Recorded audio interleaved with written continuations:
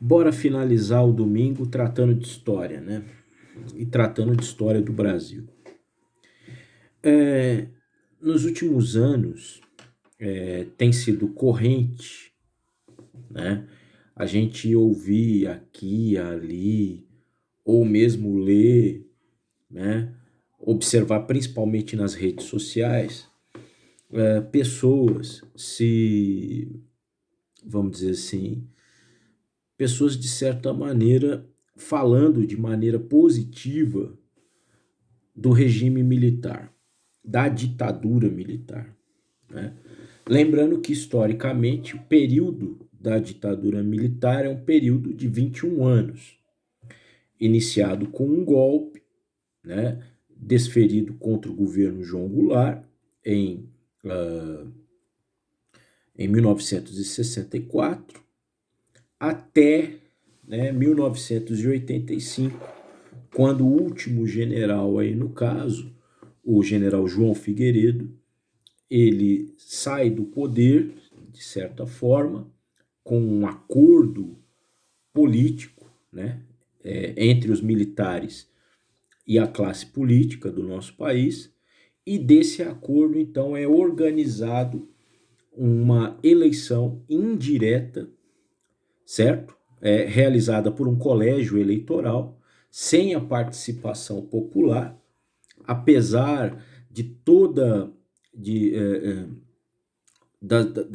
do movimento das diretas, né, da direta já, né, que ocorreu um ano antes, em 1984, apesar de toda aquela movimentação em torno da emenda parlamentar, né, do deputado Dante de Oliveira, que pretendia estabelecer eleições diretas para a presidência da República, né, botando então de forma representativa, democrática, botando um fim ao regime militar. Na realidade, vai haver uma costura política, e dessa costura política, o presidente João Figueiredo sai e vai ser organizada uma eleição indireta que vai eleger então o mineiro Tancredo Neves como presidente do Brasil, presidente civil, depois de 21 anos de ditadura.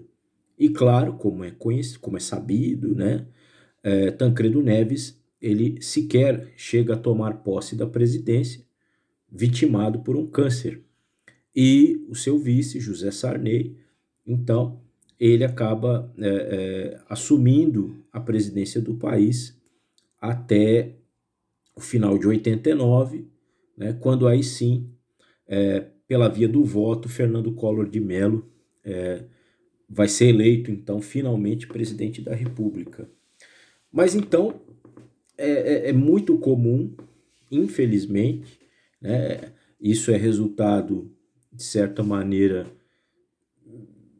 eu não diria, é desconhecimento, de certa forma, um certo distanciamento, né, um distanciamento temporal. Então, isso é comum de se ouvir entre pessoas mais jovens, por exemplo, e, no caso aí, algumas pessoas de mais idade, saudosos por um Brasil que não existe mais e por um Brasil que na superfície era uma coisa, mas nos seus subterrâneos era algo completamente distinto e diferente.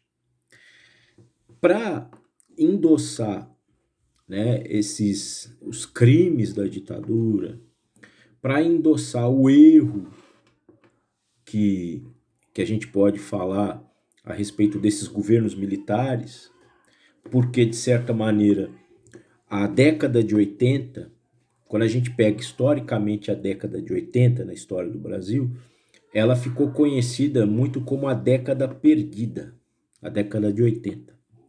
Então é a época da hiperinflação, é a época dos planos econômicos, de mudança da moeda, é a época lá da mudança para o cruzado, para o cruzeiro, cruzeiros novos, até que o plano real, de certa maneira, já em 93 e tal, 94, o plano real ele vai estabilizar a nossa economia aí em termos de combate à inflação. E a inflação é um problema social, não só um problema econômico, mas a inflação é um problema social muito grave, porque a inflação, quando ela está em completo descontrole, ela atinge sobretudo os mais pobres.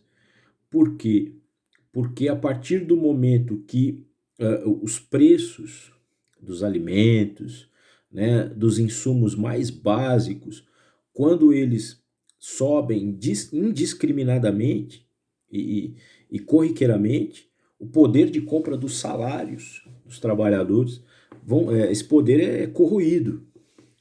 Então, a década de 80, que é uma década perdida em termos econômicos, vamos dizer assim, ela empobreceu e muito a nossa população. E essa década perdida, essa hiperinflação, de certa maneira, é uma herança dos 21 anos de governos militares, né? Então, quando a gente está tratando aqui da ditadura como um período negativo para a nossa história, não é só pela sua violência, não é só pela censura, não é só pela tortura, mas também por aquilo que ela deixou. Ela não deixou o país, ela não pegou o país numa situação e entregou ele numa situação positiva ou melhor. E é muito comum a gente, quem não é iniciado na história, né, na historiografia, é muito comum se esquecer que a ditadura militar no Brasil e em outros países latino-americanos, ela de certa forma, ela ela é produto de um contexto internacional de Guerra Fria. Então, se não há uma compreensão do que foi a Guerra Fria e de como é que essa geopolítica pós Segunda Guerra Mundial, como que essa geopolítica vai atingir a América Latina e transformar a América Latina em termos políticos, né? Se não tiver essa compreensão, fica difícil entender o que de fato aconteceu, né? Como é que esses militares tomaram o poder e, de certa maneira, no início, vamos falar aí do governo do presidente Castelo Branco, por exemplo, de início havia uma promessa de colocar a casa em ordem, de que havia uma ameaça comunista, né? E por mais que seja questionável falar em ameaça comunista se tratando do governo João Goulart, né? Mas quando a gente volta no passado e observa o contexto de Guerra Fria, é até compreensível você observar um argumento desse, né? Um certo macartismo, né? E só que hoje não. Em 2020, né, quando a gente observa nas mídias, quando a gente observa nas redes sociais uma pretensa ameaça comunista, isso é absurdo, isso é um despautério, é uma argumentação sem fundamento algum, né? Agora, e é o resultado de desconhecimento e de distanciamento temporal e até de uma preguiça mesmo de pensamento, certo? Agora, então é importante bater nessa tecla.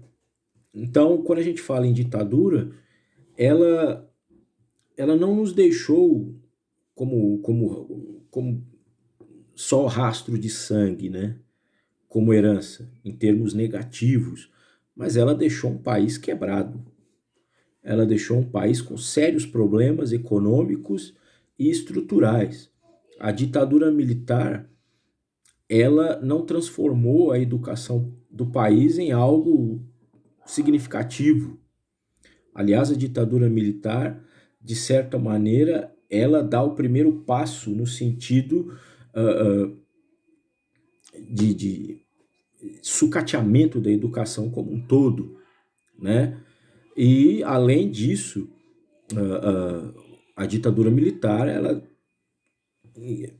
qual é, né? Ela, por exemplo, a gente tem heranças absurdas, como a rodovia transamazônica, que custou milhões e milhões, né? E que seria uma interligação, né, entre o sul e o norte do país. A rodovia transamazônica foi comida pela floresta equatorial, né?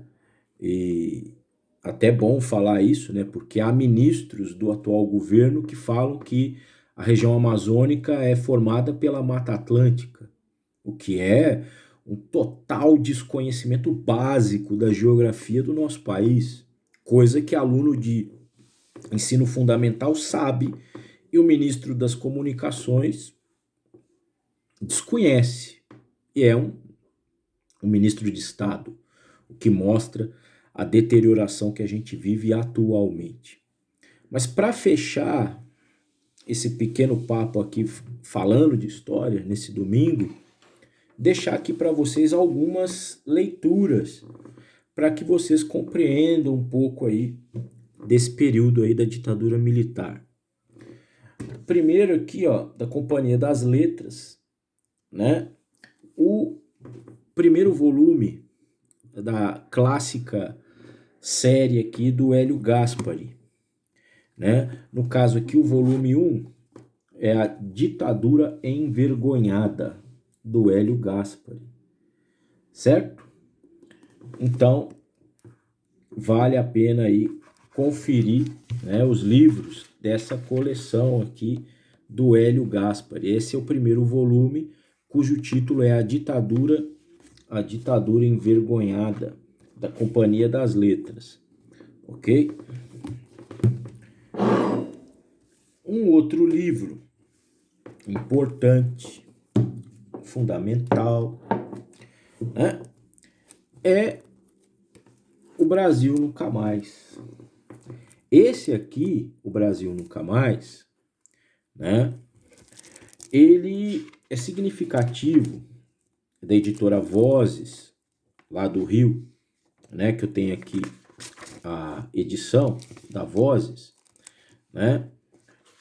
Isso aqui foi um estudo realizado, né, com apoio aqui do cardeal Dom Paulo Evaristo Arnes, no caso aqui, né? E o interessante desse livro é que ele é de uma crueza, né? Porque ele fala de forma clara, né? Toda a sistemática em torno da violência, da tortura, no caso aqui, levada a cabo pelos, vamos dizer assim, pelos militares, né, nesse período aí da ditadura militar. Então, a gente tem um estudo aqui, né, muito apurado dessas questões aí de violações dos direitos humanos, né, da tortura e tal, né? Então, Brasil Nunca Mais, editora Vozes. Bom, para falar de resistência contra a ditadura militar, né, de movimento armado e tal, de luta armada, né, que se organizou no país, principalmente depois do ato institucional número 5, o AI-5, esse aí que os idiotas defendem nas ruas, né, que foi estabelecido em dezembro de 68 e que, de certa maneira, endureceu o regime, né? Então, é importante falar da resistência que se organizou em torno contra isso, né? De certa maneira. Então, um exemplo é esse livro aqui do colega Jacob Gorender, né? O Combate nas Trevas, da editora Ática, né? A Esquerda Brasileira, das Ilusões Perdidas à Luta Armada. Interessante aqui. E um outro livro que há uma releitura dele, né? No cinema, né? É o Batismo de Sangue aqui, ó. Escrito aqui pelo Frei Beto, né? Dentro do contexto aqui de perseguição ao Carlos Marighella, certo? Que foi morto, né, pelo regime militar aqui. Então, batismo de sangue, os dominicanos e a morte de Carlos Marighella. Eu tenho aqui a edição da editora Civilização Brasileira, 7ª edição aqui, certo? Então, assim, antes né, de falar, de emitir a opinião, né, procurem ler, estudar, conhecer as coisas. Estou deixando aqui para vocês existem inúmeras outras leituras sobre esse período, né? Mas 4 leituras significativas que eu tenho aqui na minha biblioteca pessoal, ok? Então, o Hélio Gaspari, o Brasil Nunca Mais, né? O Projeto Brasil Nunca Mais, o Jacob Gorender. Esse sim, desses 4 livros, esse aqui é o único produzido por um historiador, né? O Hélio Gaspari é jornalista, e o Brasil Nunca Mais é um projeto amplo que reúne, é um projeto resultado de muitas mãos aqui, trabalhando em comum, e o Frei Beto é um religioso, claro que depois se envolveu com o movimento sociais, com a política mesmo partidária, já que o Frei Beto foi integrante do PT, e se não me engano o Frei Beto foi integrante do primeiro governo Lula, ok? Essas são as dicas e uma ótima semana para todos vocês. Até lá.